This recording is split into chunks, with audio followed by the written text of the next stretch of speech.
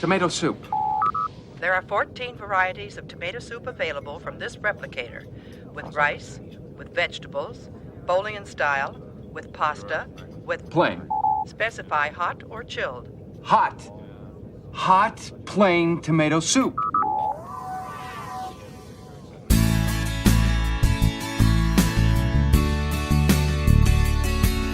Welcome everyone to another episode of Positively Trek. My name is Barry, and I am here with my lovely co-host, Mr. Dan. How you doing today, Dan? Not too bad. I'm got a bit of a hunger on right now, and it has to do with what we've been writing in our outline for this episode. So I'm a little hungry.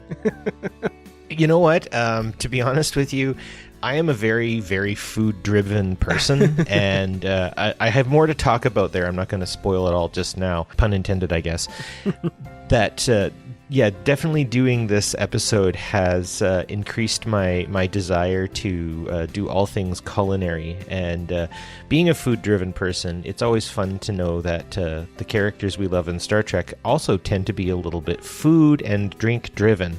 And it really does actually apply a lot to their character. I'm actually blown away how much, in a sort of overt and covert way, food shows up in Star Trek. And being someone who loves talking about food and eating food and thinking about food, I think what better way to move into this episode by talking about all of the different types of food in Star Trek. And as usual, Dan, you and I in our little pre-conversation have found out that we would need 3 or 4 episodes to actually do this topic any real justice. This whole episode was sort of inspired by me finally trying to become a Voyager completionist and the realization that Neelix basically spends all of his time cooking in most of the episodes. And it's obviously it's kind of a site of humor and everything else, but it got me thinking about, obviously Klingons and their gross out fear factor food and the various different types of soup that shows up in Star Trek. My goodness, every alien seems to have their own form of like stew or soup or something like that. So without any further ado, I am excited to say that we are going to do our best to cover as much of all of the delicious culinary treats that you can get in the Star Trek universe and how much it actually reflects the characters and the species that those culinary treats belong to.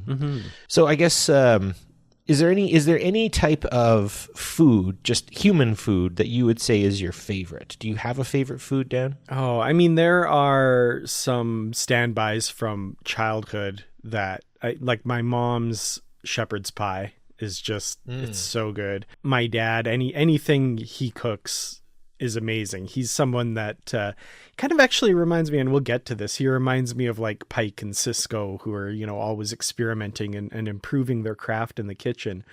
But I would also say overall, just from my experiences as an adult, Korean food. I love Korean food in almost all of its forms. I'm so glad we finally have a Korean restaurant where we live here in Grand Prairie. So, yeah. Yeah. Have you been there yet? I have, and they're pretty good. Ooh. Okay, well, and actually, that's I really want to try it too. I haven't been there yet. It's a date. We've been awesome. Okay, good. I'm going to hold you to that. Absolutely, perfect. Yeah, for me, I was pretty lucky to grow up in a sweet spot in Edmonton, where I had a family I grew up with. The parents were Greek and French. And so they did, French onion soup and spanakopita and all of these really cool different dishes. I tried escargot at a very young age, so that was pretty cool. And then I lived down the street from an Italian family as well. And then one of my mom's best friends was in an Italian family as well, married in. And I remember the salami that the patriarch of the family made was always quite the delicacy, but he wasn't a very friendly human being, to be honest. He was actually kind of a jerk, to the extent that he decided that nobody was worthy of his salami recipe. So it died with him. And I remember when we got our final bit of salami after he passed away, the family was crying, and like, yeah, it's sad to lose him, and they're like, just obviously, yes, it's sad to lose our grandfather, but also we're really sad because we know this is the last we're ever going to have this delicious salami. Oh wow. And yeah, the recipe's gone. I've never had it again. So definitely, but I would say probably my favorite food, and it again kind of harkens back to a formative time in my life, is the Japanese dish chirashi, which is pretty simple. It's just a bunch of raw fish on a bed of rice, plated up quite nicely, but typically it'll be added with a little shiso leaf. I don't know, it's a little green leaf that kind of tastes sweet, savory. I don't even know how to explain it. There's almost an astringency to it, but when you add the little slices, you just peel off little slices of the shiso leaf and you put it on, say, like the squid or any of the fish, it really does enhance the flavor quite a bit. And my mouth is watering now thinking about that. So yeah, if you hear us going all the way through here, it's because, food is good. I love food. Absolutely, yeah. So typically when people talk about Star Trek, I think often, and I was talking with a couple of other friends of mine who are in Edmonton, who are older Star Trek fans, and people who actually, one of my friends who got me into Deep Space Nine, always really enjoy the gross out factor of Klingon food. And I think as Star Trek fans, we've got to start with the Klingons, because gagh and bloodwine especially tend to factor heavily when people think about alien food, because it's got to be sort of really off-putting. There's the story that gagh actually doesn't taste good even to a Klingon. Why the Klingons like it is because the little worms actually are spasming and they're dying in their mouths and in their stomachs, and that's the delicacy of gagh.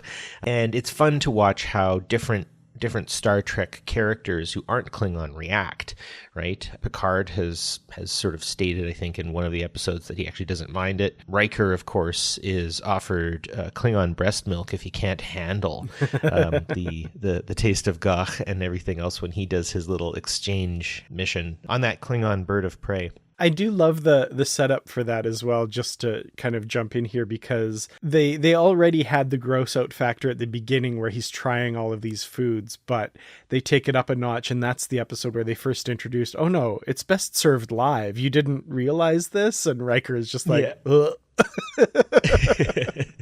So I think, to some degree, this makes the Klingons what they are in a lot of ways. You can usually learn a lot about a society by what they eat. And I don't mean this in necessarily a negative way, but the Klingons represent that sort of ramped up, amped up, hyper macho form of humanity that, is very violent and is very performative and theatrical. And what better way to eat something than to have it almost semi-fight back. Thinking of Korean food, for instance, there are instances I have heard of where you do eat a live squid in a very awful way. I had a friend who lived in Korea as well, who was actually on a Korean game show where he had to eat, I think it was either an octopus or a squid, and it fought back. Like, it was very much fighting back. And then I've had ika karage, a type of Japanese squid, and because the squid is killed so recently from when it's breaded and deep fried, typically the little tentacles are still moving around a little bit when you finally get the food. So again, not necessarily outside of the norm when it comes to the food that human beings would eat. But what do you think, Dan? Would you try gagh? I don't know. I mean, there's a lot of things that I've tried, but at the same time, like, they're not outside of the norm too much. Like, I guess if it really came down to it, I probably wouldn't, if I'm really being honest, because, I've been on, at street vendors in Thailand, and I did try the, like, fried big, huge cricket thing, but I did not try the fried tarantula. I just, like, there was some line there that I was like, no, nope, I'm not going to do that. So wriggling serpent worms, probably not going to try. I do love how much this meme has propagated through Star Trek since its inception, though. Like, and the more we learn, there's different vintages of gagh and different varieties of it as well. I remember a Deep Space Nine episode where Ezri Dax is talking about all these different types of gagh, different varieties, and she's kind of recounting them. She's like, oh, this variety, really wriggles on its way down. This other variety has tiny feet. And then she just kind of goes like, huh? And she's like, I gotta go. I love that. It gives you sort of basically, I like to link this idea of gagh to Klingon opera. Right? When you think of Klingon opera, and you and I joke a lot about Melota, but if you actually hear that song, when it gets played, when Worf hears it, it's all of these sort of dissonant noises, minor keys. It's obviously it's a tragedy. It's from, it's played from the losing side and all this sort of stuff. And again, you kind of get this macho, sacrificial, violent, very, very violent noises and stuff like that. When you live in that kind of dissonance, of course your food is going to replicate that. But what I do like isn't necessarily just how the Klingons revolt us. I really do actually appreciate how much they're revolted by our food. Yes. And you brought this up. I wasn't able to find the specific episode that it took place on, but I'll leave it to you to explain what Kern thinks about human food. Yeah, well, the Klingon food, even beyond gagh, is just kind of represented by, not cooking it. It's live, it's hunted, it's just, you eat it as it is kind of thing. And the idea of cooking food is burning food. Like, why would you do that? And yeah, it's the TNG episode Sins of the Father where we first meet Kern, and they serve a turkey dinner as like a welcome to the Enterprise because he's doing an officer exchange program. He hasn't revealed he's Worf's brother yet, but he's like, very well, I will try your burned replicated bird meat. There we are. Yes. I was wondering if it was the Undiscovered Country or if it was some episode that if that was mentioned, because I know they sit down to dinner in the Undiscovered Country as well. The idea that they don't like the idea that we burn our food or cook our food and stuff like that. So the idea that the feeling is mutual when food is something that grosses another person out. And I think that's often a thing, right? I took my mom many, many, many years ago when I was a teenager for my birthday. She was like, where do you want to go for your birthday? And I want to go for sushi.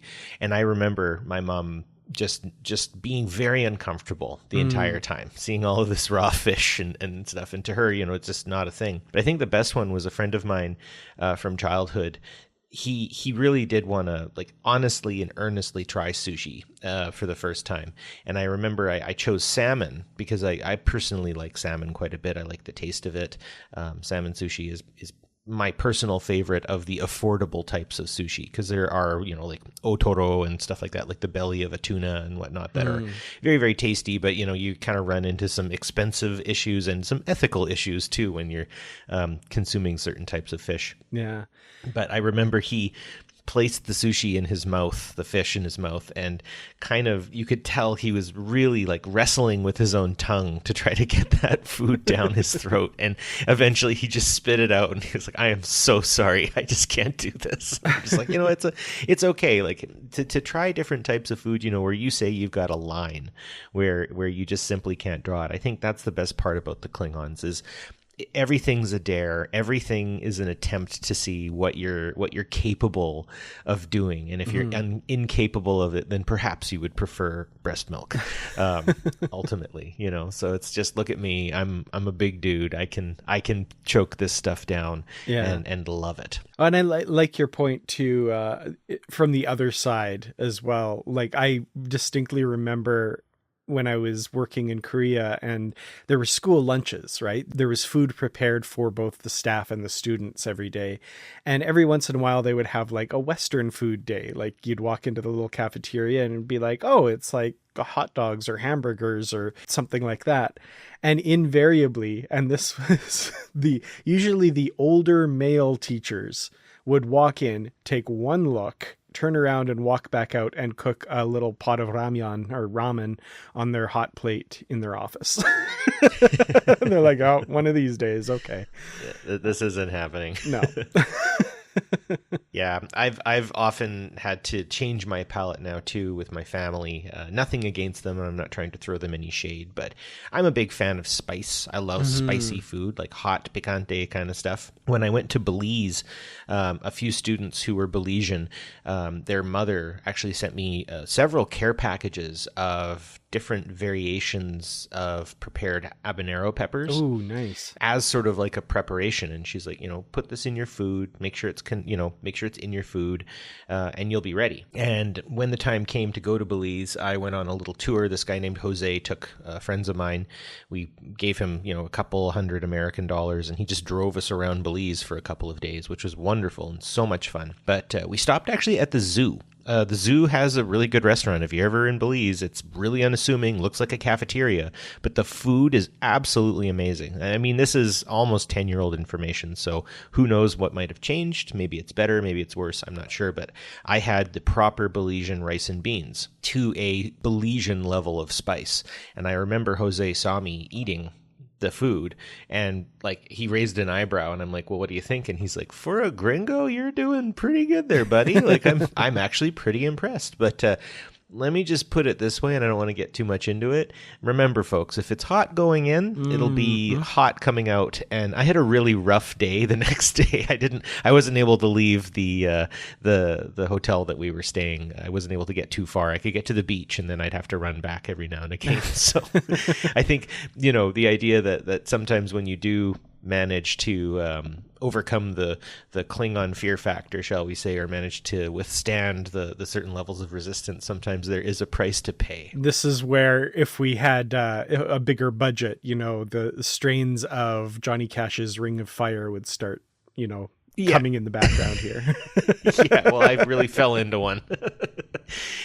So maybe moving on to something a little more understated, the Romulan Vulcan cuisine I have found interesting as well. It seems like a very soup-heavy culture, both Romulans and Vulcans. The plomeek soup seems to be the most loved, or at least the most spoken about, at least at the very start of the TNG world and everything else. One thing that I do find about it is the Vulcans especially really hammer down the idea that most of them are vegetarian. Most of them they eat logically, they don't eat for flavor or zest. But I always think about red spice.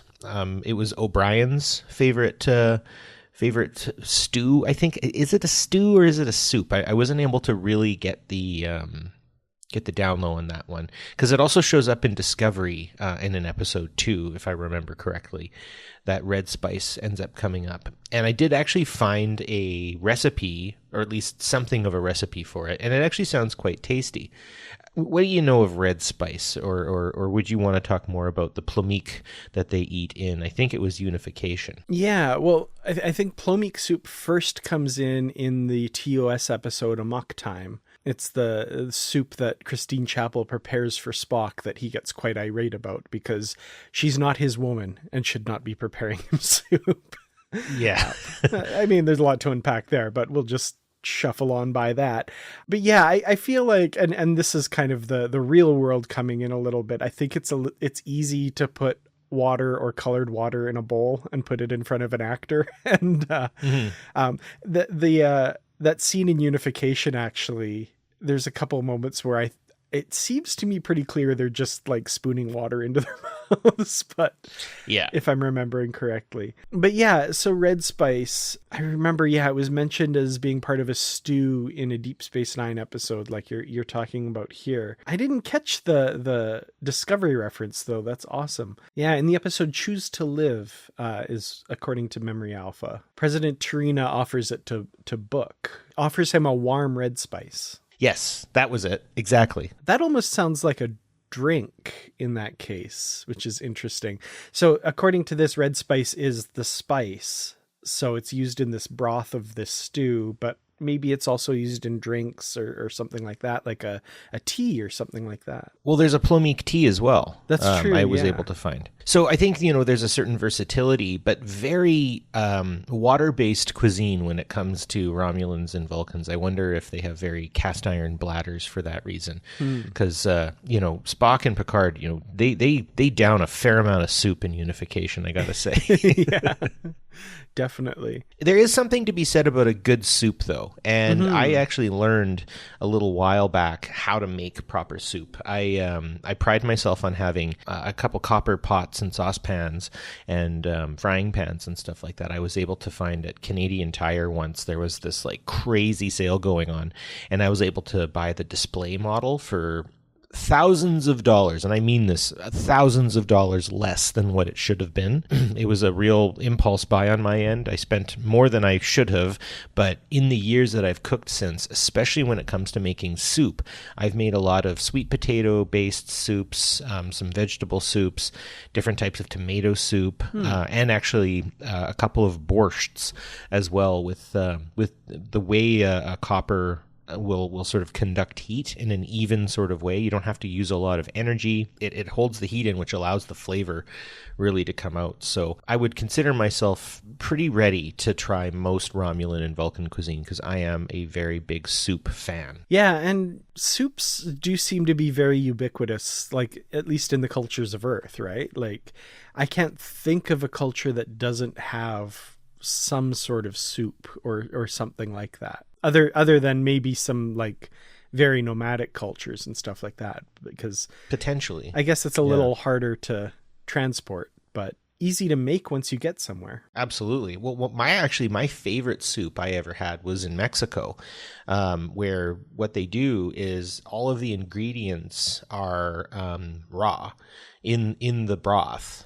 And you are given a stone bowl that has been superheated. Like they tell you like 50 or 60 times not to touch it. And then they pour all of the ingredients in, and it just explodes with flavor. It's very, very fragrant. And speaking of fragrant, I don't want to go too much off topic from the soup yet, but there was a species, and I'm trying to remember, who liked very fragrant food. I don't know if it's the one you're thinking about there, but there is an Enterprise episode where they talk specifically the cogenitor species. That was it. The Visians, is it? And yes, Reed's introducing the one, gorgeous young woman to a variety of cheeses that he feels are very pungent. Yes, I remember that. There we are, cogenitor. That was the episode I was thinking, but for some reason I thought it was TNG for some reason. But yes, that was exactly the one where they said we prefer our food to be more fragrant. Well, I remember when I had that soup in Mexico, and it had different types of mollusks in it and whatnot, which again I think would make a Vulcan or a Romulan very happy, because mollusks really come up in their food too. I have noticed as well. It was very fragrant. Like it filled the entire restaurant with the smell, and I could tell like other patrons of the restaurant were like looking over being like, what is that? And it got ordered a few more times after I'd had it. It was a really cute little restaurant on the beach that had swings for chairs. So if you're ever sort of in the Tulum area, get off the beaten path, get off the resort, take a colectivo to that kind of beachway near the ruins of the old Tulum temple, and yeah, I can't remember exactly, but if you see a restaurant with swings instead of seats, that's the one. Ask for their soup, and you will be in flavor country. I guarantee it. That actually reminds me of a Korean dish, which it's kind of almost, and I mean, somebody in the comments who's listening is probably going to jump down my throat for this, but it stinks. It's this fermented soybean paste stew. Ooh, I've had that. Doenjang jjigae. And my pronunciation is terrible, by the way.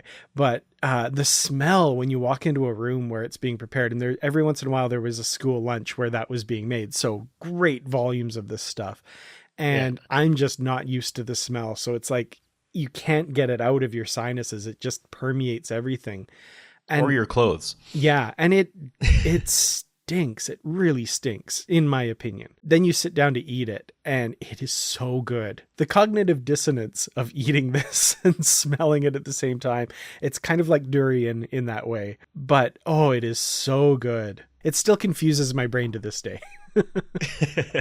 Well, that kind of reminds me of Bajoran hasperat, which sounds like different variants of cabbage, and they have different types of it. And I remember my Korean friend who I went to college with, I'd go to his house for his mom's amazing cooking, and I would argue that her japchae is probably the greatest noodle dish I've ever had in my entire life. Yeah. Japchae is sort of like a savory glass noodle, served warm or cold, and it is very, very good. Sort of brown to the look, salty, but has a really nice kind of a tang to it. I find most Korean food has a really delightful tang, even to the smell, as well, with the exception of that stew you just mentioned. But one thing I really loved about Hwansuk is his name. His mom's, she made her own kimchi, and again, she could burn your eyes cooking different types of kimchi in different ways. But all of the different variants that she was able to make, there was different types of kimchi with kind of more of like a smoky taste to it, almost like a mesquite, and then like traditional kimchi, which would have just been like a bean sprout rather than a cabbage with no chili, because they actually got the chili from Central America, is where Koreans ended up getting the idea of putting chili in kimchi, which, of course, kimchi is a delightful superfood in my eyes. I mean, it's not actually a superfood, but I just find it does a lot to help digestion. It cleanses the palate really, really well.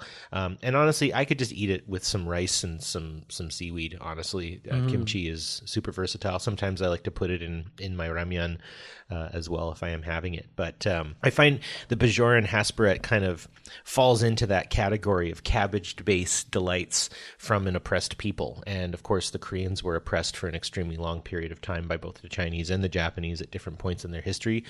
So were Ukrainians. And what do you know? Cabbage shows up again quite a bit. So, cabbage rolls, especially kind of factor into my brain different types of borschts and soups and stuff like that, and how something kind of so basic can be so versatile and ultimately gets used in a lot of different ways by the Bajorans in their hasperat soup, of course, to the love or chagrin of different Star Trek characters who try it. Well, I love like hasperat, just hasperat by itself. The prop they used, interestingly, was a flour tortilla with cream cheese and cut up bell peppers, and you roll it up, and that's Bajoran hasperat. And then later on we get hasperat souffle gets mentioned in one episode, and like you said, hasperat soup.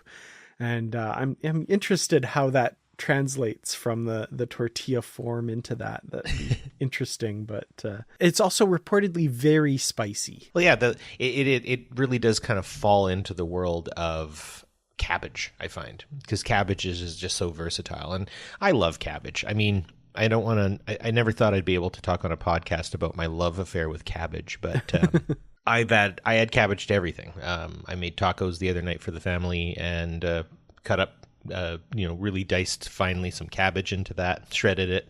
Basically, whenever I do a stir fry, I end up adding some bok choy or shui choy, depending. I especially like Shanghai bok choy, the tiny little baby ones, or even a Napa cabbage is quite a nice addition. Of course, I love borscht as well. So I don't know. I think we talking a little bit more. Actually, the last thing I want to talk about is when humans, especially, try making the alien cuisine, it's typically a disaster, right? I like to think of in Enterprise's Breaking the Ice when they make Poktar and the Vulcan designate doesn't even touch.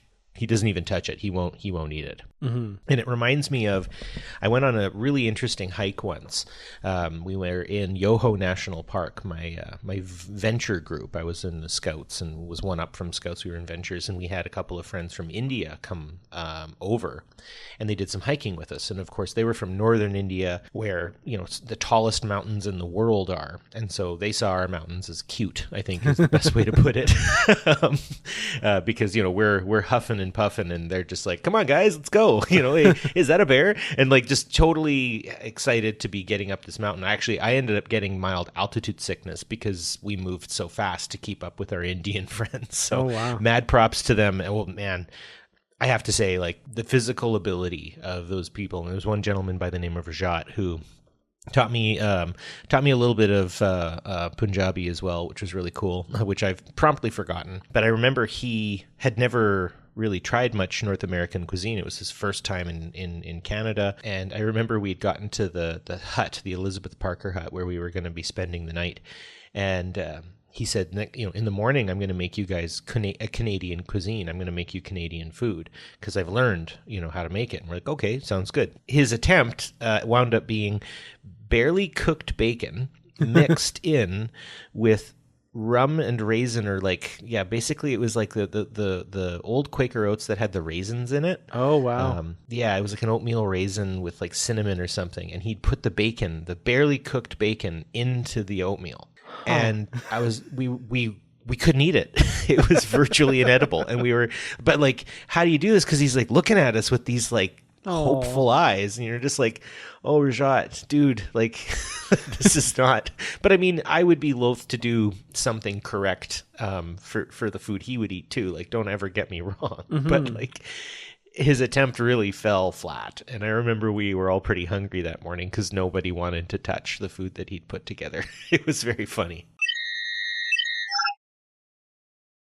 This episode of Positively Trek is brought to you by our supporters on Patreon.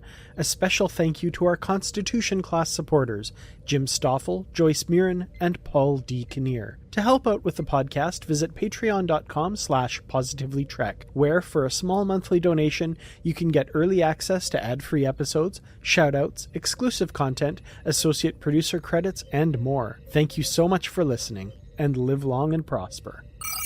I think we can move on, unless there's anything else you want to say about just the alien food that's out there, and maybe get into more how food sort of defines a character, because I think that's another really big piece of this. I will say, just recently, the Delta Flyers podcast, they're covering Deep Space Nine episodes, and they talked about the episode Cardassians, which, for those of you who don't remember, that's where there's a young Cardassian who's been raised by Bajorans because he was left behind during the occupation, and then it raises this whole thing about Cardassian orphans on Bajor and stuff. And there's this great scene, just speaking of food, where he's under the care of Keiko and Miles while this is all getting sorted out, and Keiko replicates a Cardassian dish, Zabu stew or something like that, which he's actually never ever had in his life. He's been raised by Bajorans. It's actually kind of tone deaf of Keiko he's like, here's something you're familiar with. And he's like, what are you talking about? And there's this great moment where O'Brien tries a piece of it and he's like, ugh.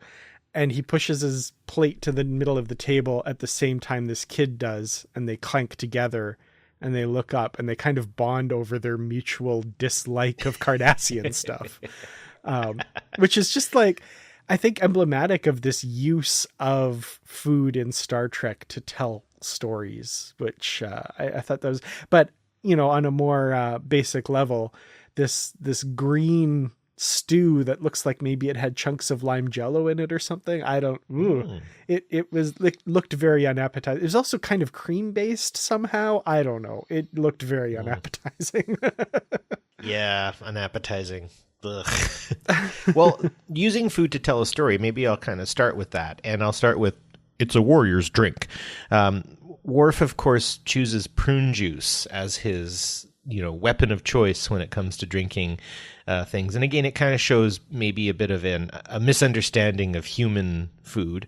At the same time, he's more Klingon than Klingon in a lot of ways. So that's always an amusing kind of bit of humor. But when Michael Dorn was doing photo ops at the replica of 10 Forward at one of the STLVs, I forget which one, I had purchased some prune juice at one of the convenience stores somewhere off the strip in Las Vegas, and had brought 2 plastic cups that I'd stolen from somewhere up to the 10 Forward. And I'm standing in line waiting, and I've got my little bag with me. And then all of a sudden I come out and I see everyone's ready. And there's sort of like a manager kind of telling us where to stand. And I'm like, well, can we get a little closer to the counter? And he's like, yes, of course. And then he looks and he's like, what's that bag? Because I think he started realizing what was about to happen. And I produce this bottle of prune juice, and I open up the prune juice and I pour it into both. And I've set these 2 cups on the table, the illuminated 10 forward table, and there's this silence that goes everywhere. And the guy says to me, the manager dude, he's like, if you spill that, I am going to kill you. And he's like, and I'm not kidding, I will actually kill you. And I remember Michael Dorn, a very, very tall man, looking down at me with this mischievous smile of like, oh kid, what are you doing?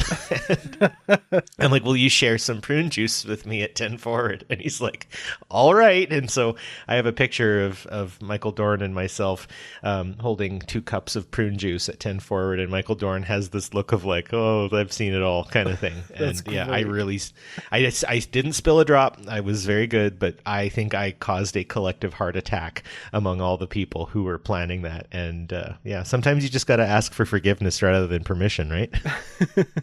Absolutely. It's funny, Worf's prune juice thing is something that I think like only he can pull off. Like, yeah, there's the joke aspect of it and stuff, but like, I remember when he first shows up on Deep Space Nine and he walks into the bar, and Quark's been dealing with Klingons for the last couple of weeks, right?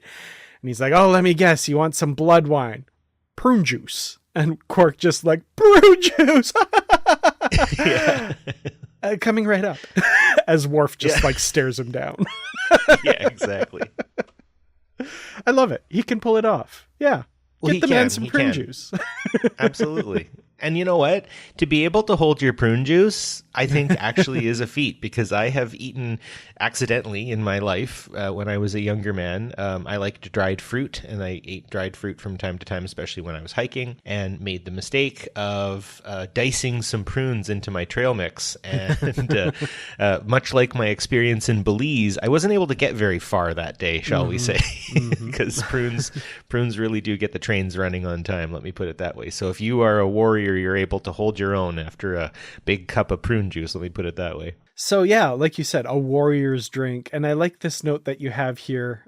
Prune juice is to Worf as whiskey is to Scotty, and as Earl Grey is to Picard. These drinks that define the characters in a lot of ways that we are talking about here. Picard's tea Earl Grey hot just became so emblematic of that character. And a Frenchman, and it's a warrior's drink, sort of, not really. No, no, it's not for Frenchmen, but I do believe for Picard, he is a warrior, and that is his warrior's drink. Mm-hmm. Scotty with his whiskey, he's even used it as a weapon against, so it really is a warrior's drink. 100%.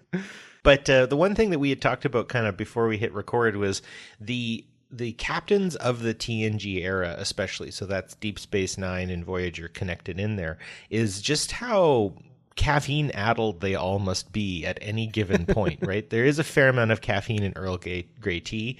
Janeway literally is on the hunt for coffee pretty much all the time. And as we see, as the Dominion War goes, the prevalence of raktajino really starts showing up around Deep Space Nine. So any thoughts on the overcaffeination of Janeway, Picard, and Sisko? It's one of those things that, yeah, I feel like it starts out as a shorthand, for a writer, right? Like first of all, it's something interesting. It's a prop they can hold. Actors like that sort of thing. But then it starts to become this, I don't want to say a crutch, because that has a negative kind of connotation to it in this sense, but it continues to be that shorthand for the character that like, oh, this is for Picard, Earl Grey tea that seemed to kind of surround scenes of comfort and scenes where he's entertaining people or something like that, or it's a quiet evening kind of thing. Janeway, it was like a call to action, right? Coffee, black. And it was kind of her pre-war ritual almost. Like it was putting her war paint on, was getting a cup of coffee. She's getting ready to go into battle. I would say almost the same with Sisko and his raktajino. I think it really becomes how we see these characters and how we can kind of anticipate how they're going to respond to a situation or how they're going to move forward in whatever's going on. I guess I can kind of relate. I am quite the coffee and tea drinker. In the mornings, I will always have 2 cups of coffee. And there have been times in the past where I've had 4 or 5, and my acid reflux gets the better of me when I do stuff like that. Being in education, sometimes you do need to let the caffeine do the do the talking, especially when you're having a hard morning where you're not sleeping well enough. But one thing that I've really taken to, especially in the last couple of years, is I'll typically enjoy a cup of tea after my supper. Whenever I have supper, I like tea, and then maybe going on a little walk with my dog, just to kind of help the digestion process. And much like the cup you gifted me, Dan, one time, that has a picture of Picard on it that says tea Earl Grey hot. Never put that one through the dishwasher. If you do, you lose the image. So I've always hand washed that one with great care. It's one of my favorite cups. But I will enjoy Earl Grey tea or Lady Grey tea, and then sometimes I go off the beaten path of caffeine, and we'll have just a nice peppermint tea or a chamomile tea as well. But tea factors really heavily, and I mean, having the fact that my grandfather got me into Star Trek as a young boy, he drank tea every day after his work also. So I think that's an important little connector that I think one of the reasons why I drink so much tea definitely comes from the fact that my family pretty much is dredged up from the mud of the British Islands, Ireland and Great Britain. So there's that. And of course, they got that idea from the conquest of India and everything else. But outside of that, I do think that in a lot of cases, Star Trek did factor in quite a bit, because every time I have Earl Grey tea, obviously, I think in the back of my head, I'm saying tea Earl Grey hot. I also will note Tilly's addiction, I would say, to coffee and espresso, as we see in Discovery, so much so that the replicator has cut her off for health reasons on occasion. Yes. Well, that is a total thing. There's a very funny YouTube video. Those of you who are interested in rock music, there's a band called Them Crooked Vultures, which is a super group. It's got a guy, Josh Homme from Queens of the Stone Age, John Paul Jones from Led Zeppelin, and Dave Grohl from the Foo Fighters and Nirvana. And it's called Fresh Pots. And it is Dave Grohl just wigging out. Pretty much it's just, as they're recording their album, Dave is just dancing around and being a silly person and, freaking out and being hyper. And it's because he was drinking so much coffee, he actually had to go to the hospital at the end. And like they say, like, as much as this was all really funny, Dave Grohl did actually spend a certain amount of time, and he would shout fresh pots all the time because he wanted his coffee to keep himself going. So it is true. Like, the key to life, folks, is moderation. If you like your coffee, don't overdo it. I'm also living proof of that, where more than 3 cups of coffee makes me feel sick now. So we got to be careful. Speaking of addiction, there's one thing I added to this section that I wanted to talk about a bit, because I think longtime listeners will know I love my Deep Space Nine. And, Star Trek hasn't done a ton with alcohol addiction or anything like that. There have been substance abuse allegories and that sort of thing. But I found Damar in the final season of Deep Space Nine. There was a really interesting character arc for him as he's, deep within the Dominion war machine. He's the head of Cardassia that's basically under his watch become subjugated by the Dominion, supposedly allies, but really they're a subject world of the Dominion at this point. In order to cope with that, in order to get through the day, he's, starting the day with a glass of Kanar, continuing on until, towards the end of this part of the arc, he's drinking it straight from the bottle. Like, he is not doing well. And it's the moment where he turns around and decides to start a resistance against the Dominion and to lead his people out from under the yoke of the Dominion. We get that great scene where he pours himself a glass, is about to raise it to his lips, and sees himself in the mirror, and then throws the drink at the mirror. And this thick, syrupy Kanar, whatever it is, I think, actually, I remember them saying that it was basically a syrup, like very sweet syrup that was used as the prop. And they did so many takes and so many scenes where Damar had to drink this stuff that he actually passed out at one point from too much sugar. Oh, goodness. Which I think is very emblematic of how far gone the character of Damar had gone, where the actor, Casey Biggs, is feeling the effects of the prop they're using. That's awesome. Yeah, it's amazing. And that scene, where he throws it at the mirror is just such a good scene and such a turning point for that character. And I think that's interesting when the food and drink becomes a character in and of itself, or a strong plot point that the lives of the characters kind of hinge on and turn on. I think that's really cool. Well, and I think therein lies a certain level of what it takes to stand up for what is right, right? You can become, I guess, addicted to compliance and the easy way, right?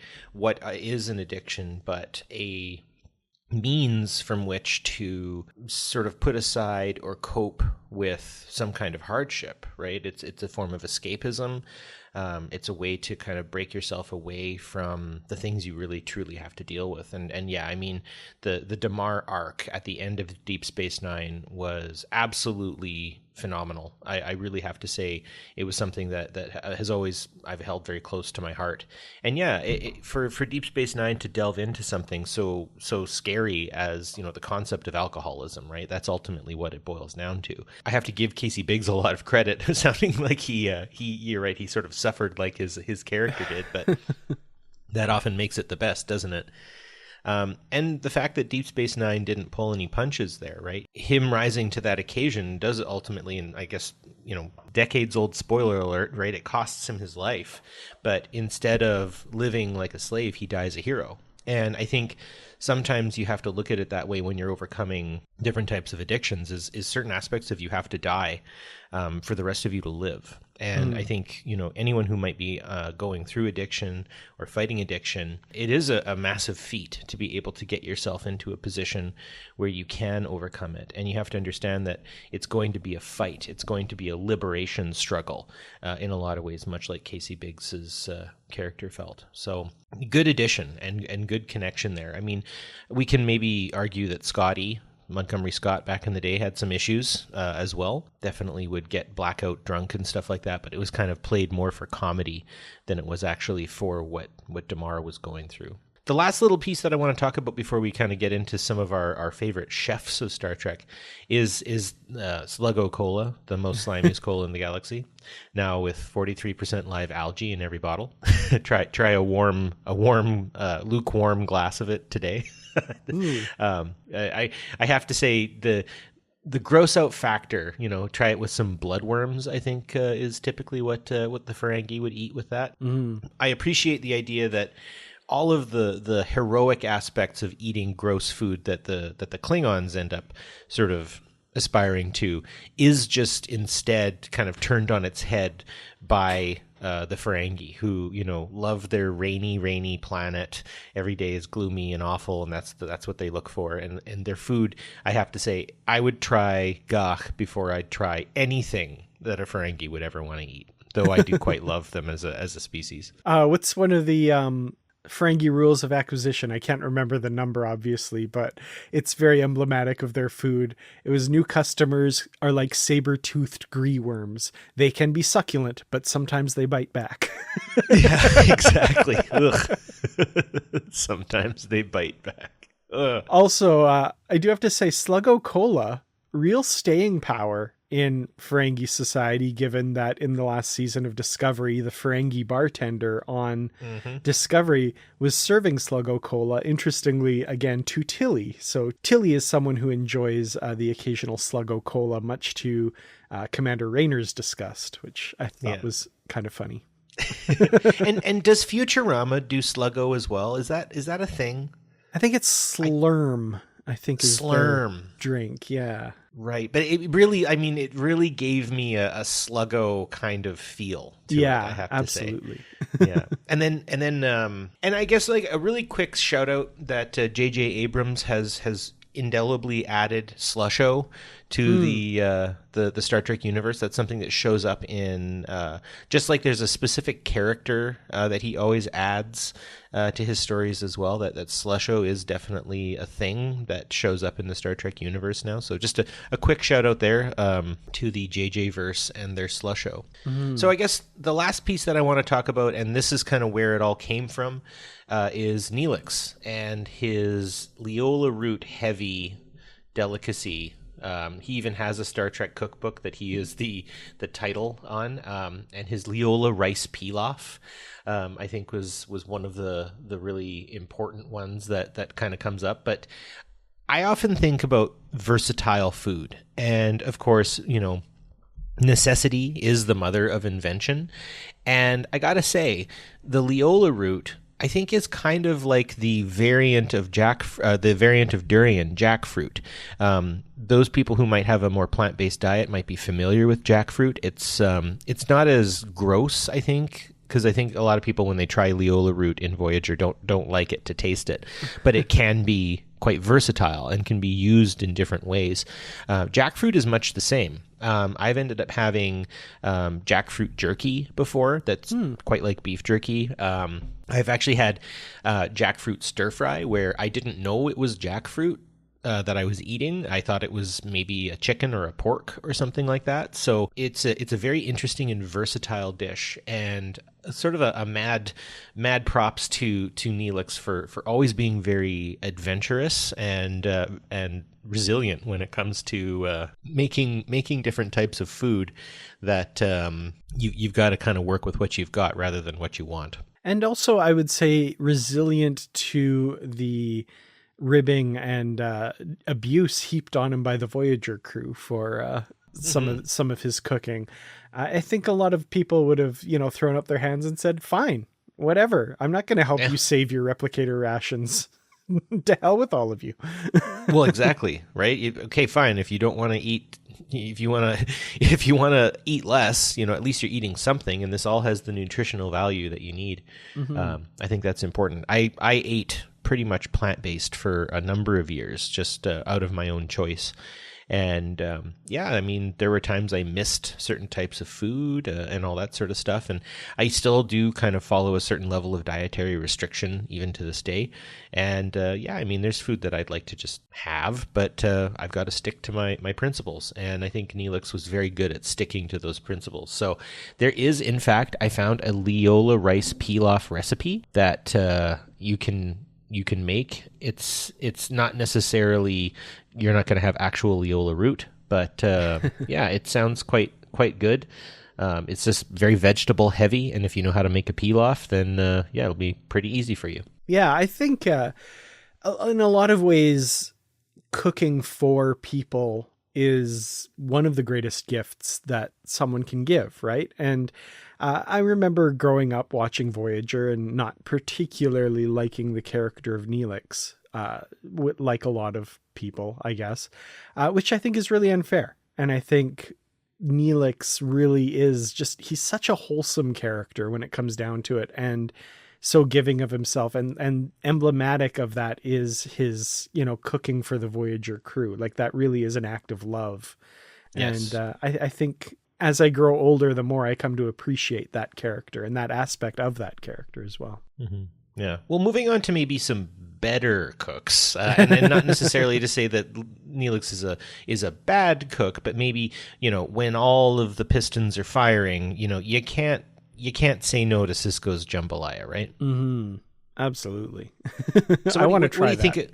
Oh man, absolutely. Actually, you know what? Thanks to Deep Space Nine, I actually tried jambalaya. I realized at some point in my life that I'd never tried it, and there used to be a really good Cajun restaurant right in central Edmonton. It got torn down for an apartment complex a number of years. Obviously, this is in the early 2000s that it was torn down, but during the run of Deep Space Nine, as a young boy of 20-something, I realized I hadn't ever tried jambalaya before. And I went to this little Cajun restaurant and tried it for the first time. And again, much like my Belizean experience, it was very, very spicy going in. And I really enjoyed it. It was quite tasty. The amount of seafood in it, very, very healthy portions of that. Kind of a tomato-based jambalaya. I guess there's different forms you can get, but the type I had was very tomato-based. Nice. Well, Sisko, great cook, a family history of cooking. His father has a gourmet restaurant in New Orleans, of course. But we also have, I think, an important cook for his crew, Pike. We have that feeling of family and camaraderie as he brings his crew together in that massive set of quarters he has with the industrial kitchen set up, basically. yeah, some great scenes there and some great moments of the crew coming together as Pike cooks for them. Again, this act of love, right? Well, and you touch on something really important, and I think that's maybe a through line we can make with Neelix, Sisko, and Pike, in the fact that, Neelix makes his connection with the Voyager crew through his cooking for them. Pike does the same thing. He kind of takes on a bit of a space dad role in doing that. And I desperately want his kitchen. Actually, I would love to live in his quarters. His quarters are absolutely gorgeous, and I would live there happily. I don't know why Kirk chose such smaller quarters later, but anyway, I have to say, I think that connection you made with Sisko to his father, right? I do recall in certain episodes his father being critical of him when he was cooking. And I think there is a father-son love that is expressed through those family recipes and cooking for each other, and cooking, and Sisko's cooking, especially, and his connection to his dad in that respect. So I think you're very much on the nose by stating the fact that when a character cooks for another set of characters, it's an act of love. And I think in real life that's the thing too. I haven't spoken to Rajat since he left and went back to India. I've never spoken to him ever again, actually, because we went hiking in the early 2000s, long before Facebooks and all those other things. So he's just really not around anymore. But I do feel very much like, though he didn't necessarily get it right, his desire to cook for us that morning was an act of love. It was an act of trying to make a connection with us and whatnot. And I mean, I am the primary cook for my family, not out of any kind of sense of anything but love. I love to cook, and I love to cook for people, and I love to find things that people like and cook those things for them, because it is important, it's good, and it's necessary. And something important, I think, about breaking bread with other human beings, I think, is very important. We are very much a food-driven species.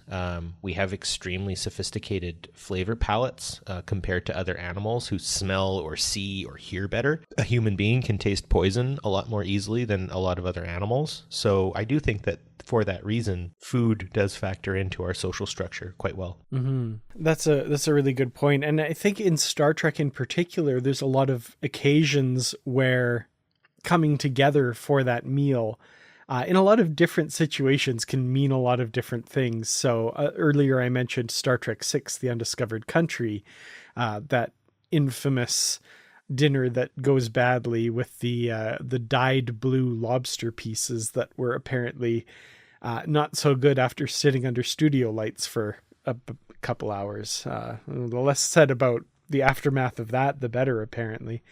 William Shatner being one of the few people who actually ate some is from what people have said anyway. But that whole scene, right? The coming together of these historic adversaries, and it not necessarily ending well, but this first step, right? The idea that hey, let's try that. Let's try breaking bread together. Let's try having food together to see if that can spark this alliance, which eventually they become, allies and all of that stuff. But there's so many times in Star Trek where meals and bringing people together is an important plot point. The dinner table is such an important place in our lives. It makes sense that even hundreds of years in the future, that would still be that symbol of camaraderie or family or friendship, or, like I said, that scene between O'Brien and that Cardassian boy, it's a shared experience over a meal, in that case the disgust of it kind of thing. And yeah, we do touch into something important, and again, it's that realization that Star Trek isn't actually human beings exploring the stars. It's actually us exploring the inner sense of what it means to be human, and food is such a huge aspect. So for the Picards and their Earl Grey tea and the prune juice and the Sluggo and everything, I think we can see how Star Trek explores humanity through the food we eat, and the food that aliens eat as reflections and extensions of the human condition. Their food also will reflect that humanity and what makes us in such a fundamental way. So I think this is a good place to sort of close the discussion at this point. You know, I'm always interested to hear about people's favorite foods and trying different types of food. Please be sure to share if you do have a type of food that you enjoy, and what your favorite is and why. And I'm always looking for new recipes too. So yes, and Dan, I'm going to hold you to that we should go to that Korean restaurant and try all of the tasty treats there. Absolutely. I am there. Well, with that, we thank you all for listening. We hope everyone's hungry now. Go out and eat the food you love most, and stay positive. Positively Trek is produced and edited by me, Dan Gunther, and co-produced by Barry DeFord on Treaty 8 territory, the home of the Beaver, Cree, Dene, and Métis people, whose histories, languages, and cultures we respect. We acknowledge the many First Nations, Métis, and Inuit who have lived in and cared for these lands for generations.